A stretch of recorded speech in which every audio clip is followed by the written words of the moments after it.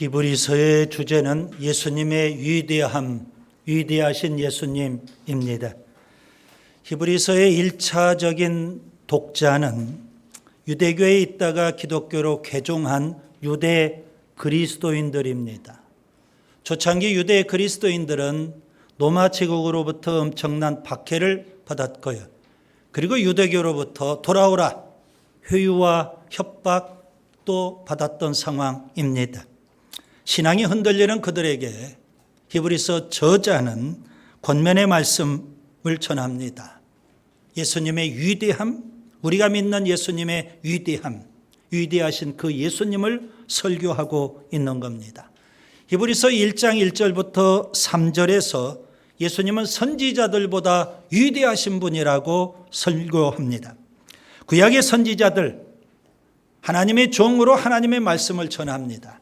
반면에 예수님, 하나님의 아들로 친히 말씀 자체가 되십니다.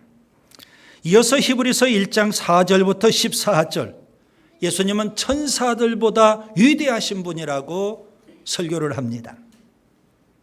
천사, 참 아름다운 이름입니다. 그러나 천사는 하나님의 사역자에 불과합니다. 그래서 하나님은 천사들을 바람과 불꽃으로 삼으셨다고 말씀을 합니다.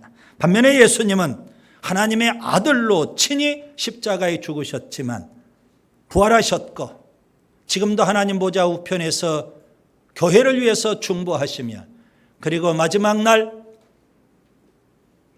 천군 천사와 함께 재림하셔서 온 세상을 심판하시는 만왕의 왕이 되십니다. 분명 예수님은 선지자보다도 천사들보다도 위대하신 분입니다. 히브리서 2장에서 히브리서 저자는 신앙이 흔들리는 유대 그리스도인들에게 강력하게 경고를 합니다. 히브리서 안에는 5번에 걸친 경고의 말씀이 있습니다. 히브리서 2장은 그 첫 번째 경고의 말씀이다. 여러분이 그렇게 이해하시면 됩니다. 어떻게 하면 신앙이 흔들리지 않고 유혹과 시험에 넘어지지 않을까요? 오늘 우리에게도 적용할 수 있습니다. 어떻게 하면 우리가 시험에 들지 않고 유혹과 시험을 이기며 살 수 있을까요? 히브리서 저자는 3가지를 말씀합니다. 첫째, 하나님 말씀에 유념하라는 겁니다. 하나님 말씀이 절대 중요합니다. 말씀만이 우리로 하여금 유혹을 이길 수 있고 시험을 이길 수 있게 해주는 줄 믿습니다. 둘째, 하나님의 심판을 두려워해야 합니다. 유혹과 시험에 넘어지면 어떻게 될까요? 끝내는 하나님의 심판이 있다는 사실을 기억해야 됩니다. 유혹과 시험에 넘어지면 절대 안 되는 겁니다. 셋째, 구원의 확신을 가져야 합니다. 예수님은 구원의 창시자이십니다. 마귀를 이미 멸하셨고요. 그리고 죄에서 우리를 속량하셨고요. 그리고 천국의 영광도 반드시 주십니다. 구원의 확신을 가져야 되는 줄 믿습니다. 이제 오늘 본문입니다. 설교 제목을 보세요. 모세보다 위대하신 예수님. 우리 한번 따라서 합시다. 모세보다 위대하신 예수님. 본문 3절을 보겠습니다. 그는 모세보다 더욱 영광을 받을 만한 것이 마치 집을 지은 자가 그 집보다 더욱 존귀함 같으니라. 예수님과 모세를 비교해요. 그러면서 예수님은 모세보다도 더 영광을 받으시고 더 존귀하신 분이다. 그렇게 설교하고 있는 겁니다. 모세는 어떤 사람일까요? 이스라엘 역사상 가장 위대한 지도자입니다. 그래서 성경은 모세에 대해서 이렇게 평가를 합니다. 신명기 34장 10절부터 12절. 그 후에는 이스라엘의 모세와 같은 선지자가 일어나지 못하였나니 모세는 여호와께서 대면하여 아시던 자요 여호와께서 그를 애굽 땅에 보내사 바로와 그의 모든 신하와 그의 온 땅에 모든 이적과 기사와 모든 큰 권능과 위엄을 행하게 하시매 온 이스라엘의 목전에서 그것을 행한 자이더라. 모세의 업적은 참으로 엄청나죠. 애굽의 노예 생활하고 있었던 이스라엘 백성을 출애굽시켰습니다. 엄청난 기적을 행했습니다. 애굽에 10가지 재앙을 쏟아붓게 했습니다. 그리고 이스라엘 백성을 이끌고 홍해를 건넜습니다. 그리고 시내산에 도착을 했죠. 그는 하나님과 직접 대면하기까지도 했습니다. 이스라엘 백성 하나님과 언약을 맺었고요. 그런 이스라엘 백성에게 하나님이 전해주신 율법의 말씀을 다 가르치고 전했습니다. 그리고 성막을 제작합니다. 광야 40년 동안 이스라엘 백성을 이끌어간 위대한 지도자입니다. 유대인들이 볼 때 모세는 가장 위대한 지도자인데 히브리서 저자는 그런 모세와 예수님을 비교하면서 예수님의 위대함을 지금 설교하고 있는 겁니다. 예수님은 어떤 분이실까요? 모세와 비교해 볼 때 예수님은 어떠한 분이신지 오늘 본문을 통해서 저는 세 가지를 말씀드리려고 합니다. 첫째, 예수님은 사도이십니다. 본문 1절을 좀 자세히 관찰해 보세요. 예수님은 우리가 믿는 도리의 사도이시라고 말씀합니다. 여러분 여기 사도라는 이 단어 주목하셔야 됩니다. 보냄을 받은 자, 하나님으로부터 보내심을 받은 자, 사명자, 그런 의미입니다. 모세, 그는 하나님의 보내심을 받은 사명자이죠. 예수님 역시 하나님의 보내심을 받은 사명자, 사도이십니다. 출애굽기 3장을 보면 하나님께서 시내산 떨기나무의 불꽃으로 임하셨습니다. 그곳에서 하나님은 모세를 부르십니다. 모세야, 모세야. 그때 모세가 응답을 하죠. 내가 여기 있나이다. 하나님이 계속 말씀하십니다. 출애굽기 3장 5절, 이리로 가까이 오지 말라. 내가 선 곳은 거룩한 땅이니 내 발에서 신을 벗으라. 모세를 부르신 하나님, 모세에게 신을 벗도록 요구하십니다. 무슨 의미일까요? 여러분 고대 세계에 노예는, 종은 신을 신지를 못했습니다. 주인이나 자유인이 신을 신었던 겁니다. 신을 벗으라. 이 말씀은 이제 하나님의 종이 되라, 그런 의미가 되는 겁니다. 하나님은 모세를 하나님의 종으로 삼으십니다. 모세는요, 종으로서, 노예로서 어떻게 주인을 감히 쳐다볼 수 있겠습니까? 그는 얼굴을 가리고 그리고 하나님 앞에 바짝 엎드렸습니다. 하나님은 그런 그에게 사명을 맡기십니다. 출애굽기 3장 9절과 10절, 이제 가라. 이스라엘 자손의 부르짖음이 내게 달하고 애굽 사람이 그들을 괴롭히는 학대도 내가 보았으니 이제 내가 너를 바로에게 보내어 너에게 내 백성 이스라엘 자손을 애굽에서 인도하여 내게 하리라. 모세의 사명은 뭘까요? 이스라엘 백성을 출애굽시키는 일입니다. 예수님 역시 사명자이십니다. 이 땅에 예수님은 소풍으로 오신 것이 아닙니다. 여행으로 오신 것도 아닙니다. 여러분 인생을 흔히 나그네 인생이라고 표현하죠. 예수님은 나그네로 이 땅에 오신 것도 아닙니다. 사명자로 이 땅에 오셨습니다. 여러분 예수님의 사명은 무엇일까요? 마태복음 1장에 보면 예수님의 탄생 기사가 기록되어 있습니다. 요셉이라는 인물이 있었어요. 그가 마리아와 약혼을 합니다. 그런데 소문에 의하면 마리아가 요셉과 동거하기도 전에 임신을 하게 된 거예요. 요셉은 의로운 사람입니다. 그래서 약혼했지만 조용히 파혼하려고 했습니다. 그때 하나님의 사자가 요셉에게 현몽을 합니다. 마태복음 1장 20절 21절, 다윗의 자손 요셉아, 내 아내 마리아 데려오기를 무서워하지 말라. 그에게 잉태된 자는 성령으로 된 것이라. 아들을 낳으리니 이름을 예수라 하라. 이는 그가 자기 백성을 그들의 죄에서 구원할 자이심이라. 예수님의 사명은 뭘까요?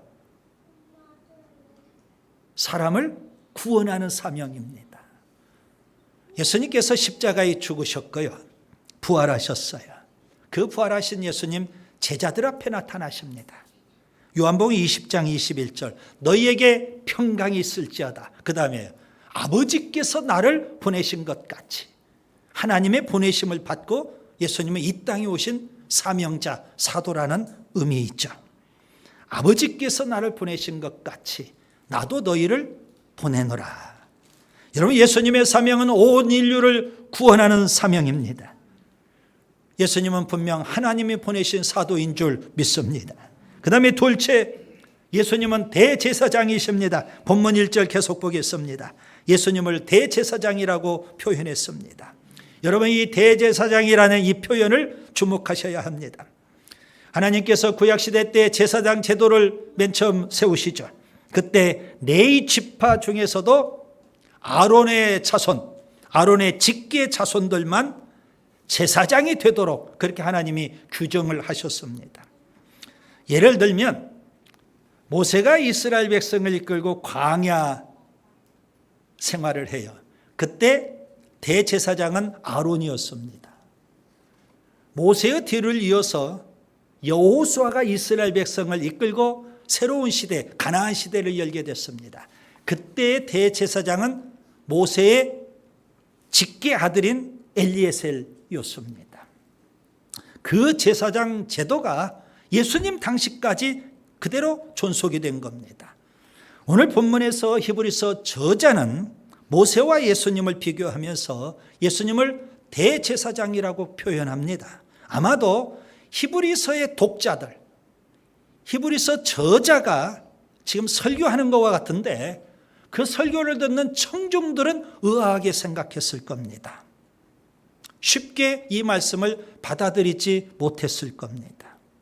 우리가 잘 아는 대로 예수님은 유다지파 소속입니다. 다윗의 후손입니다. 분명 레위지파 소속도 아니고요. 일대 대제사장이었던 아론의 직계 후손도 아닙니다. 무슨 의미일까요? 구약의 제사 제도대로 한다면 예수님은 절대 대제사장이 되실 수 없다는 사실입니다.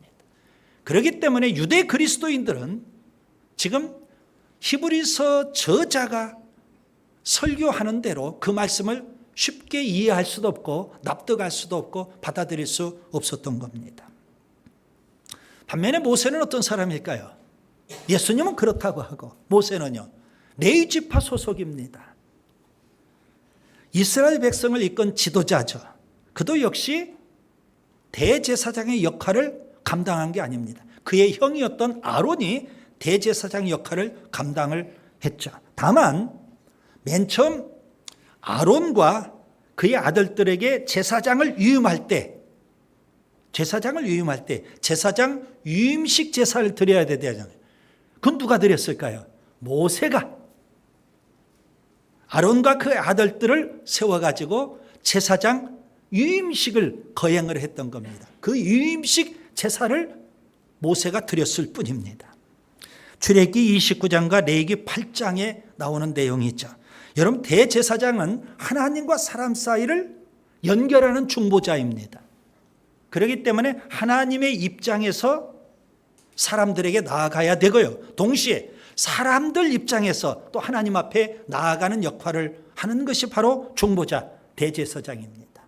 예수님을 보세요. 예수님은 참 하나님이시면서 동시에 참 사람이 되시는 겁니다. 그렇기 때문에 예수님은 진정한 중보자, 진정한 완전한 대제사장이 되실 수 있는 겁니다. 모세는 대제사장 아니지만 예수님은 대제사장이십니다. 사람들이 모세를 통해서 하나님 앞에 나아가는 게 아닙니다. 예수님을 통해서, 예수님의 십자가를 통해서, 예수님의 십자가의 보혈을 힘입고 하나님 은혜의 보좌 앞에 나아갈 수 있는 줄 믿습니다. 히브리서 5장에 히브리서 저자는 시편 110편 4절의 말씀을 인용하면서 예수님이 대제사장이라고 그렇게 설명하고 있습니다. 히브리서 5장 6절, 내가 영원히 멜기세덱의 반차를 따르는 제사장이라. 여러분 기억하세요. 예수님은 아론의 반차를 따르는 것이 아니라 멜기세덱의 반차를 따르는 제사장이신 줄 믿습니다. 그 다음에 셋째, 예수님은 하나님의 아들이십니다. 여러분 본문 2절과 3절을 좀 자세히 관찰해 보세요.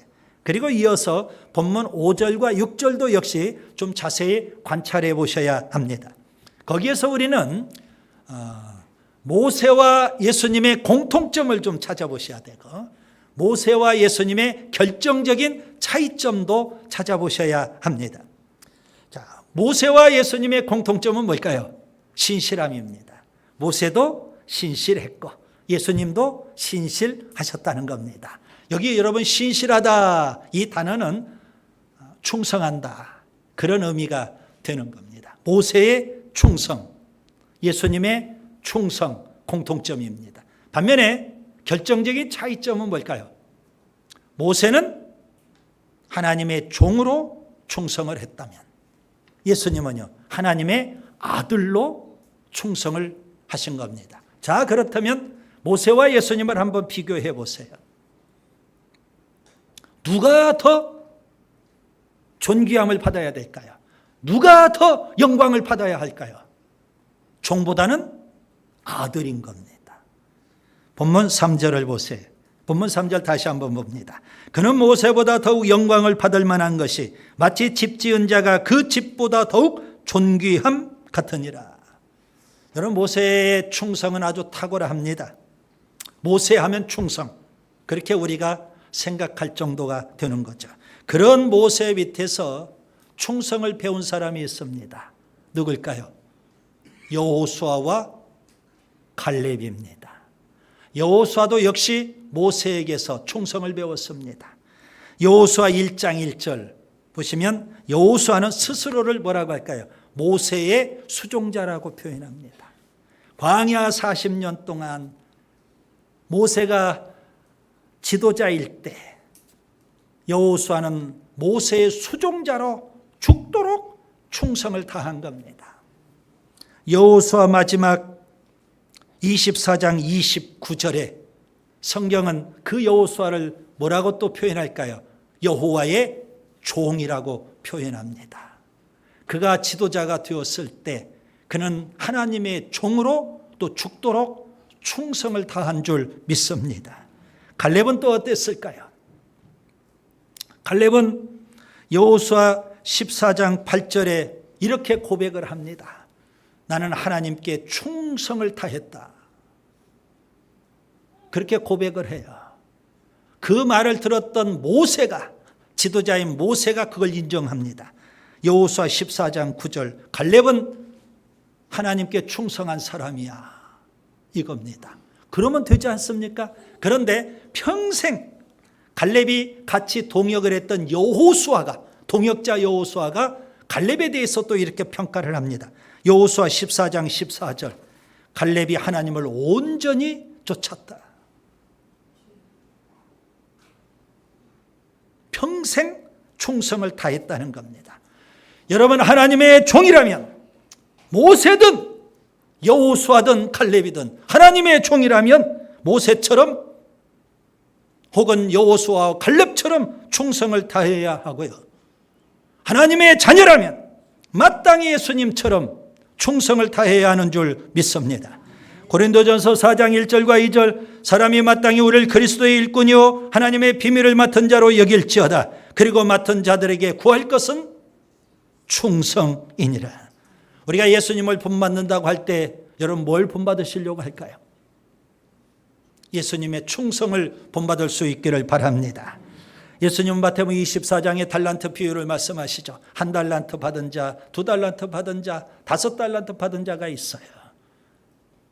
결산할 때가 됐고요. 평가를 합니다. 1달란트 받은 자는 악하고 게으른 종아 책망하십니다. 2달란트와 5달란트 받은 자에게는 착하고 충성된 종아 그렇게 칭찬하시는 줄 믿습니다. 요한계시록 2장과 3장에 보시면 1세기 소아시아의 7교회가 등장을 합니다. 그중에 서문학교에 주님이 나타나셨습니다. 이렇게 말씀하십니다. 요한계시록 2장 10절 내가 죽도록 충성하라. 서문학교의 사자에게 주시는 말씀입니다. 죽도록 충성하라. 무슨 의미일까요? 두 가지 의미가 그 안에 함축되어 있어요. 죽는 날까지 충성하라. 그리고요 목숨 바쳐 충성하라. 그런 의미입니다. 소아시아의 7교회 가운데 마지막에 등장하는 교회가 라오디게아 교회입니다. 이 라오디게아 교회는 영적으로 보면 마지막 때 오늘 우리 시대의 교회와 흡사합니다.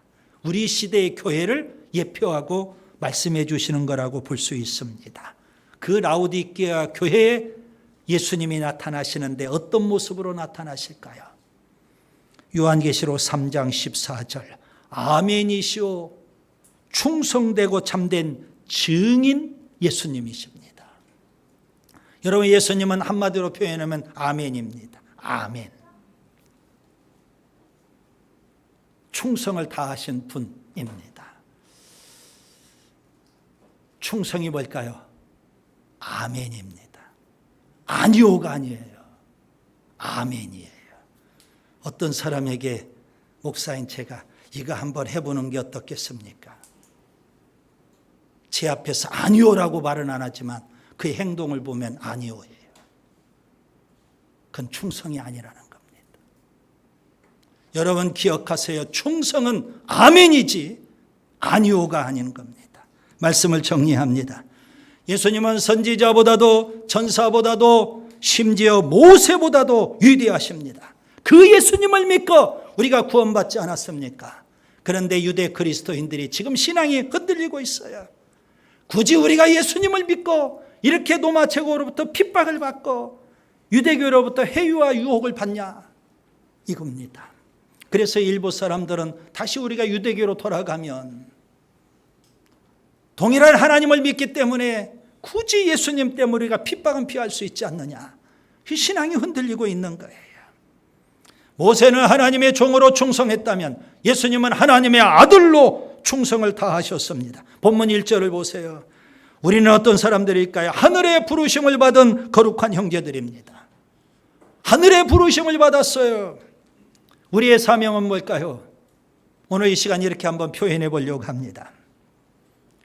하나님의 아들이신 예수님을 믿는 믿음을 굳게 붙잡으라는 겁니다. 우리의 사명은 뭘까요? 신앙이 흔들리지 말고 하나님의 아들이신 예수님에게만 존귀와 영광을 돌려라는 겁니다. 그런 믿음을 주님은 지금도 원하시는 줄 믿습니다.